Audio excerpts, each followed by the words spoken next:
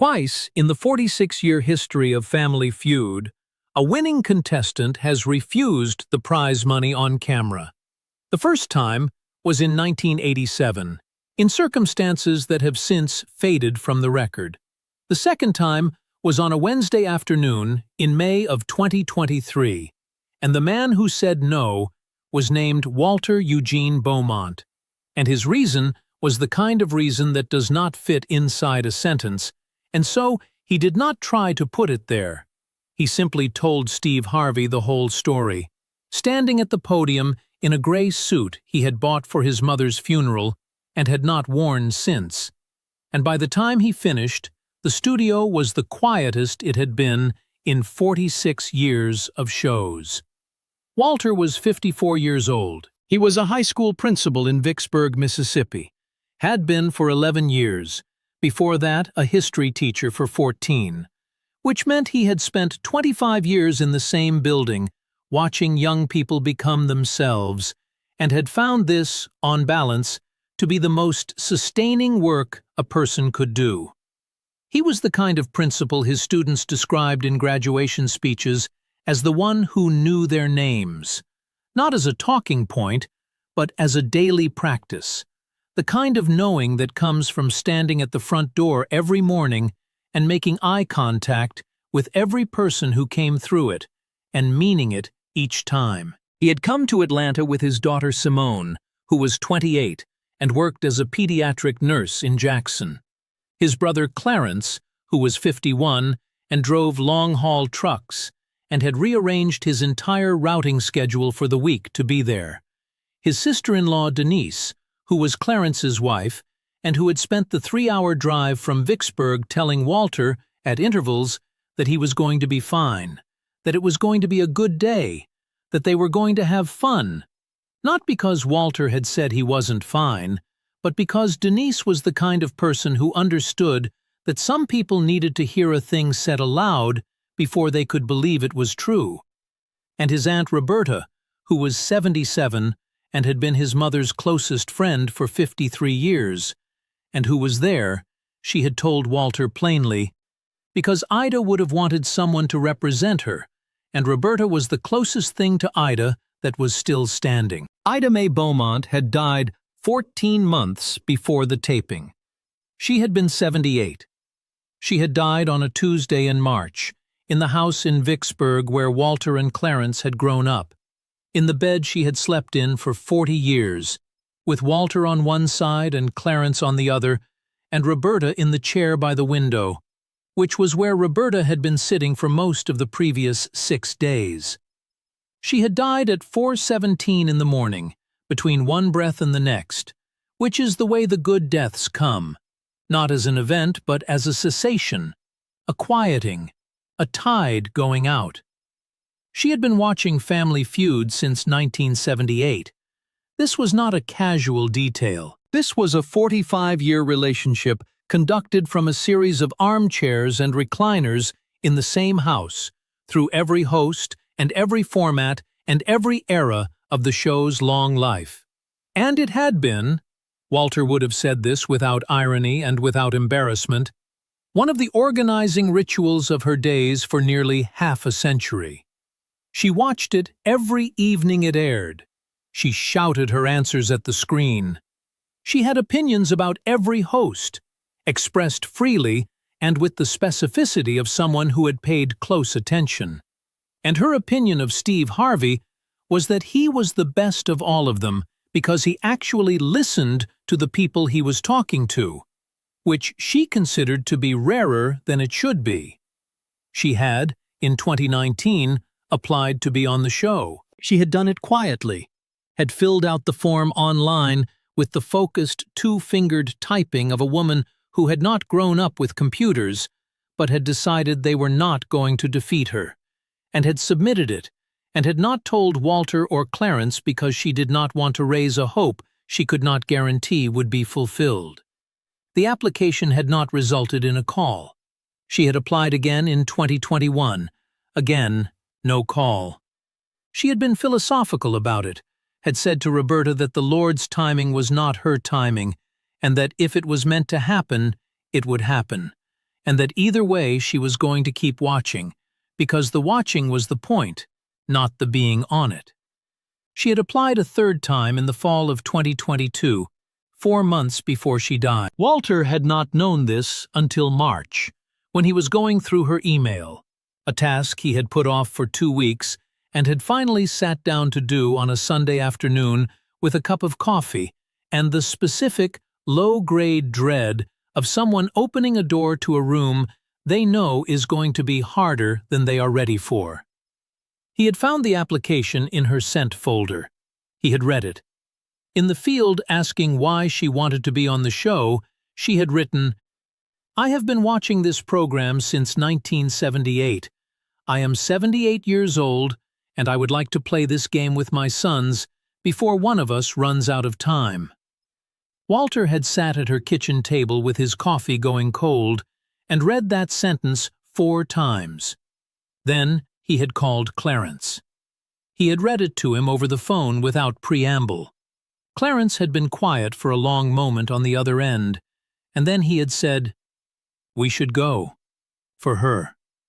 Walter had submitted a new application the following week. He had written in the why field, "Our mother applied 3 times to be on this show. She died in March before she ever got the call. We would like to go in her place, if that is something that is possible, and play the game she spent 45 years loving." He had attached, with the application, a photograph of Ida May in her recliner with the television on, taken by Simone at Christmas 2 years before. Ida in her reading glasses, mid-shout at the screen, exactly herself. The casting producer who received the application had called her supervisor within the hour. The supervisor had called the showrunner. The showrunner had looked at the photograph of Ida May mid-shout at her television and made the call herself. The call had come on a Friday evening in February. Walter had been sitting at his desk at the school, late, the way principals are always late, going through the week's disciplinary reports with the methodical attention he gave to everything. His phone had lit up with an Atlanta area code, and he had almost let it go to voicemail. He had answered it at the last second. He had listened to the casting producer for 90 seconds, and then he had said very quietly, "Thank you," and hung up, and sat at his desk for a long time without moving. And what was in his face in that moment was something that had no clean name. Grief and gratitude arriving simultaneously, which is one of the stranger experiences a person can have, and which tends to require sitting still for a while. He had called Clarence from the school parking lot. Clarence had made a sound on the other end of the line that was not a word. Then he had said, "She knew. I'm telling you, Walter, she knew it was going to happen. She just didn't know it was going to be us." Walter had thought about that for a long time. He was still thinking about it when he put the gray suit on the morning of the taping. The gray suit had been worn once, 14 months ago, to stand beside his mother's casket in the front of Greater Mount Zion Baptist Church and receive the condolences of 300 people who had loved her, and to speak for 7 minutes about a woman who had given him everything he knew about how to be in a room with another person. He had not touched the suit since. He had taken it from the closet that morning and put it on because it was the suit he had been wearing the last time he had stood in front of people and spoken about his mother, and because wearing it today felt, in a way he could not explain and did not try to, like bringing her with him. Roberta had seen him come downstairs in it and had not said a word. She had simply nodded, once, the way people nod when a thing is right, and saying so would diminish it. The Beaumont family played well. They were warm and sharp, and the audience embraced them quickly, the way audiences embrace families who are clearly there for something larger than the game. Steve had been drawn to Walter from the introductions. There was something in the man's stillness, his quality of attention, the way he listened to questions as if they deserved the full weight of his consideration before he answered, that registered as different from the ordinary register of a game show contestant. Steve had asked, during the pre-game conversation, whether this was a special occasion for the family. He asked this of most families. He was expecting the usual answers: anniversary, birthday, bucket list, just always wanted to come.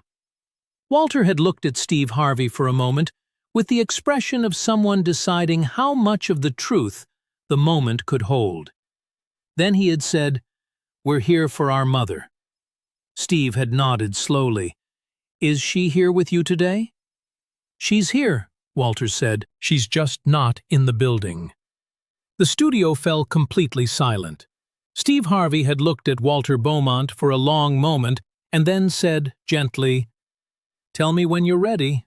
And the game had continued, and Walter had played it with everything he had, and the family had played it with everything they had, and by the final round they were winning by 61 points, and the Beaumont family's section of the audience was on its feet. They won. Cleanly, fully, undeniably.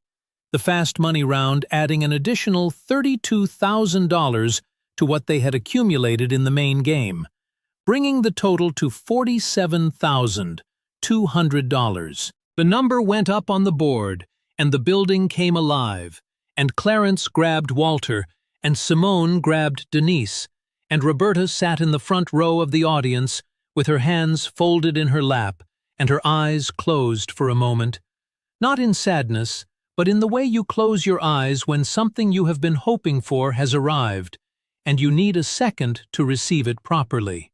Steve came to Walter. He extended his hand. He said, "Congratulations! $47,200. What are you going to do with it?" Walter looked at the board. He looked at Clarence. He looked at Roberta in the front row. Then he looked at Steve Harvey. "I don't want to keep it," he said. Steve Harvey's hand, still extended, did not move. "Say that again," Steve said. "I don't want to keep the money," Walter said. "I'd like to give it away." The studio fell completely silent. Not the held-breath silence of people waiting for something to happen. The absolute, complete silence of a room in which something has already happened, and everyone in it is trying to understand what they have just heard. Steve Harvey lowered his hand slowly. "To who?" he said.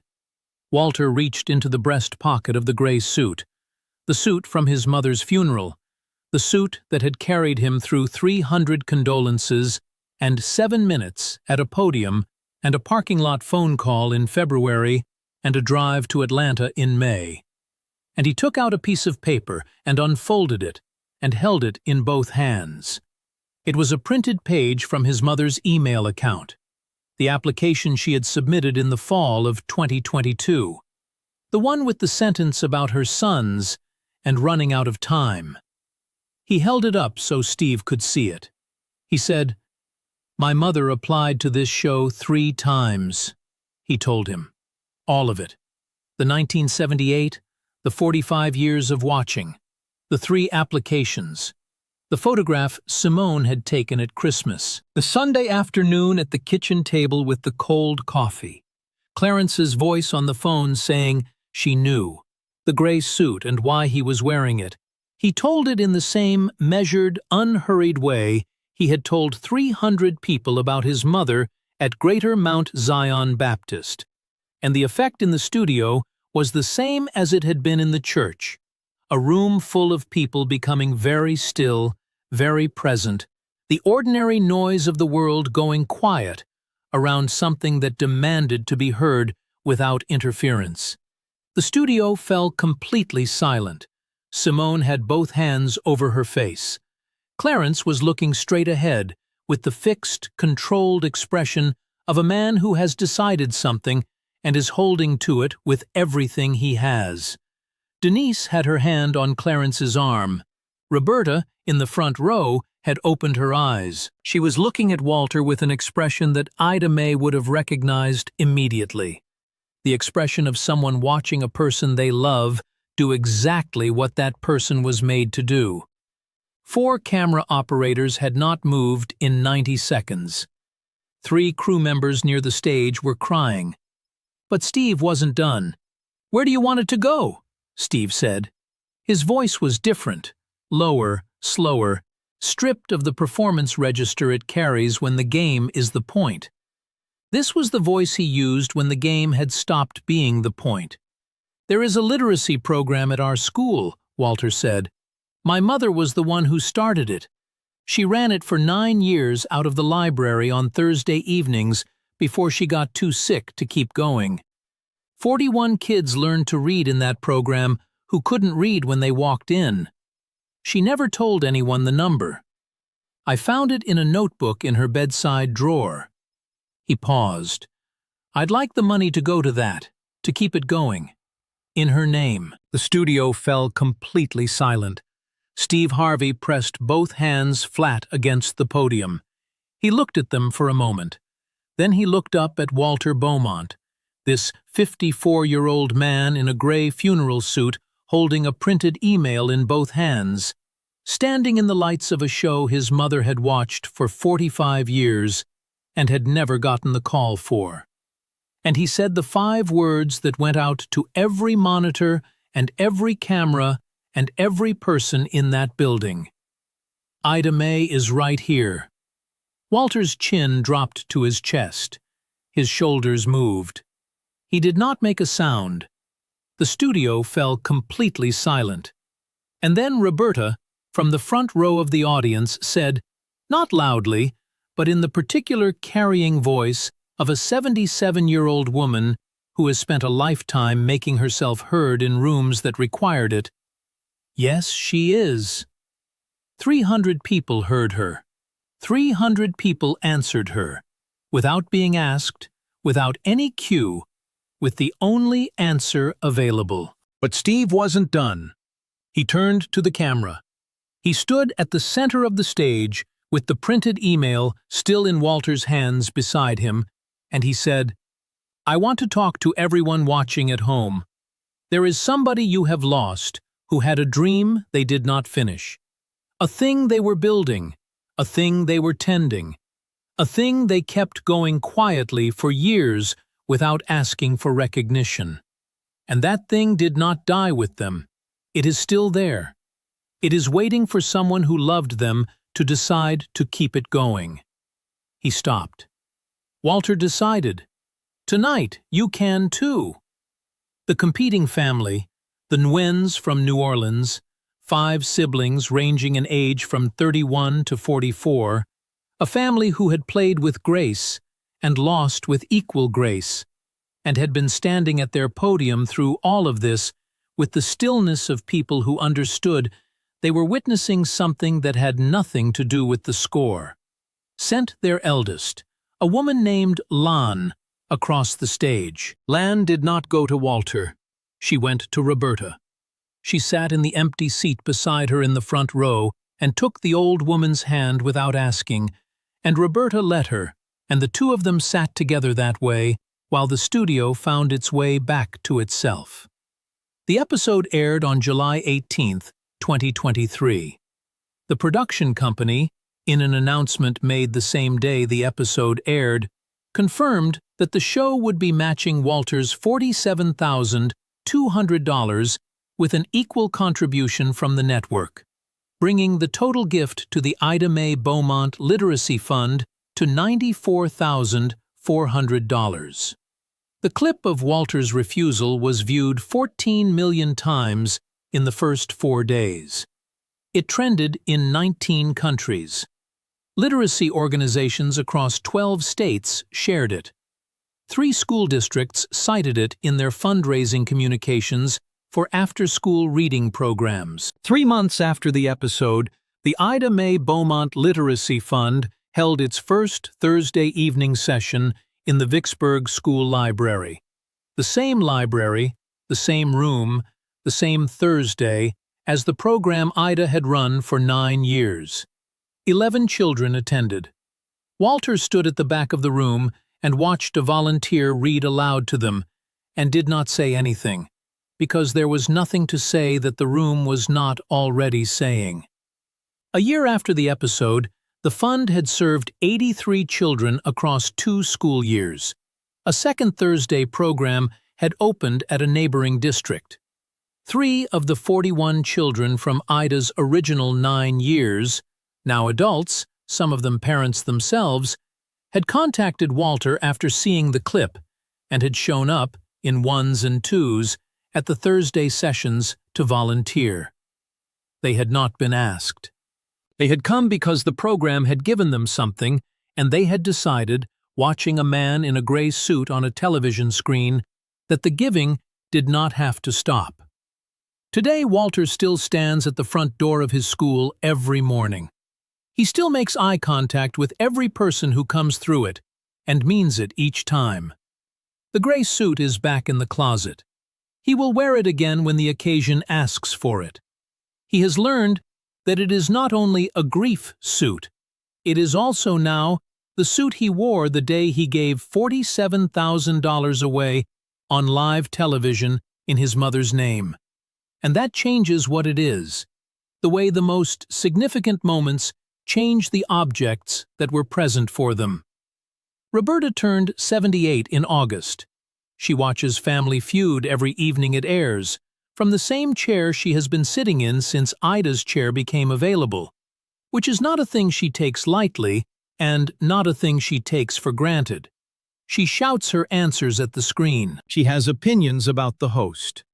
Her opinion of Steve Harvey remains what Ida's was, that he is the best of all of them because he actually listens. She considers this to have been confirmed. Ida Mae Beaumont applied to be on Family Feud 3 times. She never got the call. But on a Wednesday afternoon in May of 2023, her name was spoken in front of 300 people and 14 million more. Her 45 years of watching were honored, her 9 years of Thursday evenings were funded, and her sons stood in the lights she had loved from a distance, and played the game she had loved all the way to the end. She didn't need to be in the building. She was right there. If Walter's story moved you, share it with someone who is still carrying a loved one's unfinished dream. And drop a comment telling us what that dream is. Some dreams need to be named out loud before they can be kept going. And subscribe, because we find these families every single week.